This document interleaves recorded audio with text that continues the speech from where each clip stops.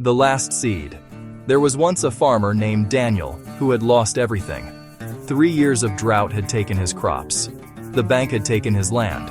And one cold November morning, his wife packed her bags and walked out the front door without looking back. He stood on the porch of that empty house, 47 years old, with nothing but a worn coat and a single envelope on the kitchen table. Inside the envelope was a note from his grandfather, written years before he died. It said only this: "You will have a moment when you feel like the soil itself has turned against you. In that moment, check your coat pocket." Daniel reached into his coat pocket, the same coat he'd worn every winter since his grandfather passed. And at the very bottom, his fingers found something small and hard. A seed. He didn't even know what kind it was. Now, a lesser man might have laughed, or cried, or thrown it into the dirt and walked away. And for a moment, Daniel did all three. He laughed until it became crying. Then he dropped to his knees in the frozen mud and just stayed there.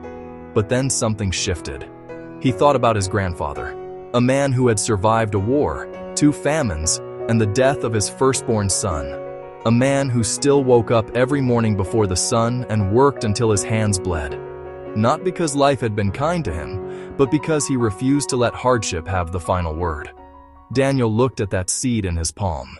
He didn't have land anymore, but his neighbor, old Margaret, had a small patch behind her house she never used.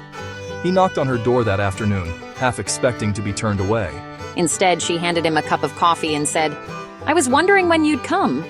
He planted the seed that same evening in the cold ground. He had no reason to believe it would grow. The soil was hard, the season was wrong, and he had no tools except an old hand trowel. But he planted it anyway.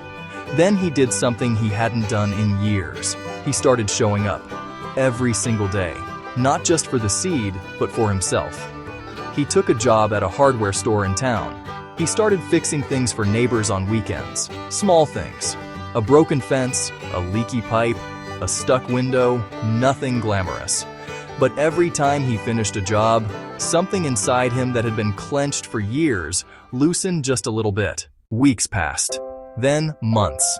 One morning in early spring, Daniel walked to Margaret's backyard and stopped dead in his tracks. A small green shoot was pushing through the soil. He knelt down and stared at it for a long time. It was such a small thing. Fragile. Almost nothing. And yet it had pushed through frozen ground, through the worst possible conditions, with nothing going for it except the quiet stubbornness of life itself. Daniel cried again that morning. But it was a different kind of crying. By summer, the plant had grown tall. It turned out to be a sunflower, bright and ridiculous and beautiful, standing there like it had something to prove. People in town started noticing Daniel again, not with pity, but with something like respect, because there is a version of a broken man that people recognize, the one who stays broken, and there is another version they don't forget, the one who gets back up. Within 2 years, Daniel had saved enough to lease a small plot of land. Within 5, he had a modest farm again. It was never as big as the original, and that was okay. He kept the sunflower seeds from that first plant in a small jar on his windowsill. Whenever someone came to him in their own low moment, a struggling neighbor, a young man who just lost his job, a friend going through a divorce, he'd take the jar down, open it, and hand them a seed. He never told them what to do with it. He didn't need to. Because here's what that story teaches us. You may be in a season right now where everything feels stripped away, where the ground feels frozen and the timing feels wrong and you can't imagine anything growing from where you are. But you are not finished. The seed doesn't need perfect conditions. It needs to be planted. And so do you. Show up tomorrow. Do the small thing. Fix the fence. Take the job. Knock on the door. You don't need a grand plan. You need one next step. And then another. And then another.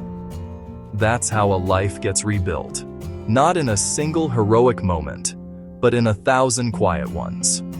So whatever you're holding right now, however small it feels, plant it.